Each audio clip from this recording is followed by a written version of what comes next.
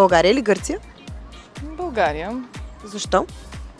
Винаги съм я предпочитала, макар че и Гърция харесвам, но си имам мое любимо място, Поморие.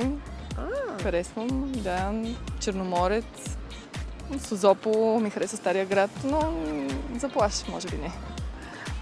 Само за разходка? Да. А за плаж? Или предпочитате планина? Планината я предпочитам, и двете ги харесвам, но морето има един магнетизъм, който винаги те привлича. Но плаж не.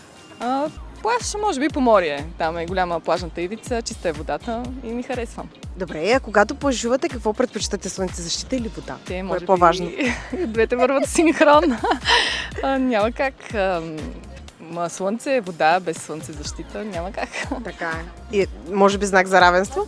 Да, определено. Добре. Имам подарък за вас. Бачково, Добре. изворна и студена, много хубава. Хидратираща, да.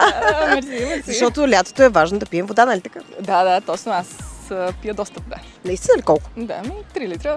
Вау, Гледам, браво, да. браво. Да спазвам това нещо. Значи сега ще ви помогнем с още една водичка и супер, то супер. охладена. Да, мерси много.